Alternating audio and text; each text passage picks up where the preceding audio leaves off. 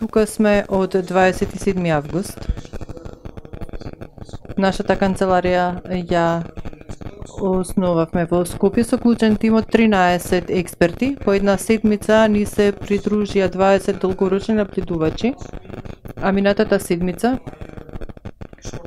уште и кусорочните наблюдувачи. Вчера имавме стотици тимови излезени надвор кои што ги наблюдуваа процедурите на денот на гласањето. Приближно 200 наблюдувачи во 100 тима од по 20 најчесто. Наблюдувавме се од отворањето на гласањето, се до затворањето, пребројувањето и сумирањето.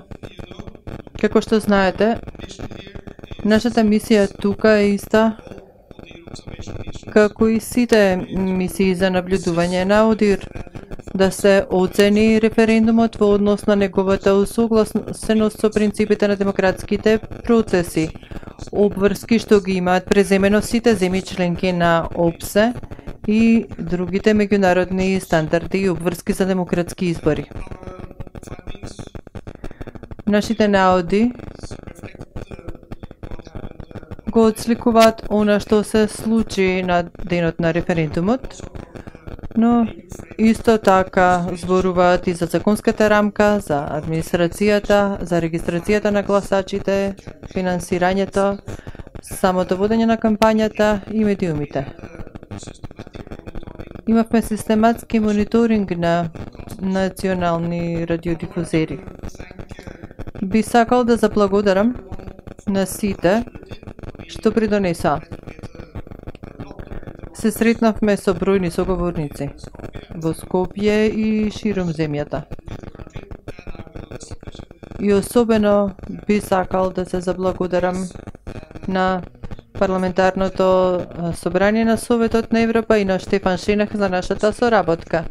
Работевме на изјавата заедно изминатите неколку дена и многу ми е мило што можам да кажам дека презентираме усогласени заклучоци. Нашите заклучоци ќе ги најдете во нашиот извештај, во нашата изјава за прелиминарни наоди, така што сега не занема да ја читам. Туку ќе ви дадам само некои од главните поенти. Најнапред,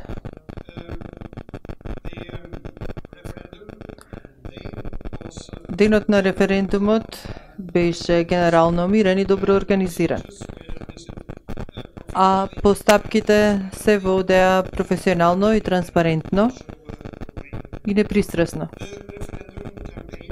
Кампањата за референдумот беше мирна и генерално активна широм земјата, а слободата на собирање, здружување и изразување беше почитувана.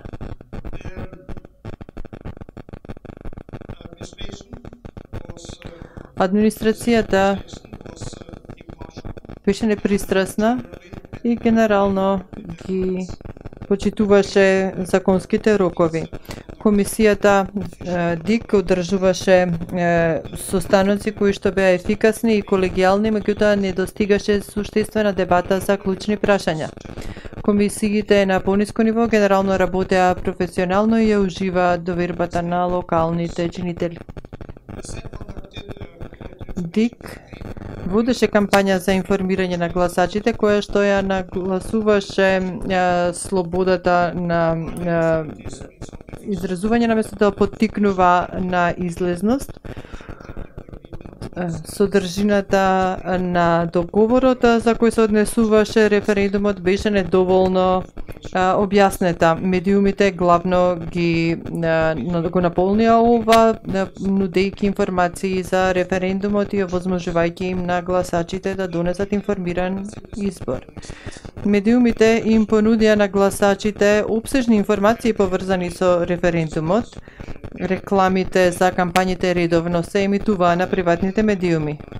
Јавните медиуми не беа обврзани да обезбедат бесплатно медиумско време И имајќи предвид дека немаше активна кампања против во комбинација со кампања бойкот која што се водеше главно на социјалните медиуми, содржините од кампањата за јасно доминираа кај сите радиодифузери. Повеќето мониторирани ТВ канали организираа специјални програми кои што даваа пошироки информации за поширокиот контекст на референдумот. Дозволете ми само да споменам уште неколку прашања. Најнапред, законската рамка. Законската рамка за референдумот не е ниту сеопфатна, ниту усогласена, ниту пак ги опфаќа сите аспекти во доволна мерка. Законот за референдум ги пропишува основните правила за референдумскиот процес, меѓутоа не се разработени некои суштествени аспекти, како што кажав, ДИК се обиде да ги покрие овие прашања преку своја регулатива, но тоа покрена прашања околу регулаторните овластувања на ДИК. Неколку збора за избирачкиот список. Како што сигурно знаете, ова е прашање присутно веќе долго време, идентификувано и во претходните извештаи на ОДИР и на Парламентарното собрание на Советот на Европа, а останува и натаму нетретирано. Дури ако е ова можно и релевантно, меѓу другото и за прагот на излезност, забележуваме дека во тек на нашите разговори во изминатите седмици, ова не се наведуваше како голема причина за загриженост од страна на нашите соговорници. Потоа, само уште една завршна поента. Законската рамка пропишува наблюдување на референдумот од страна на меѓународни и граѓански наблюдувачи. Предлагачот на референдумот, во овој случај Собранието, има право да назначи наблюдувачи на избирачките места, но се реши тоа да не го стори. А на политичките партии не им беше дозволено да наблюдуваат надвор од тоа што ја намали севкупната транспарентност на референдумскиот процес. Во многу случаи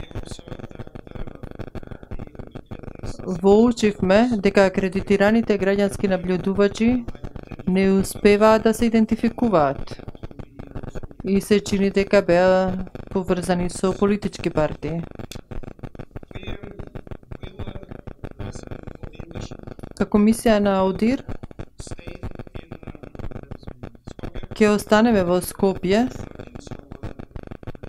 се до 13 октомври, што ќе ни даде можност да го следиме и постапувањето по приговорите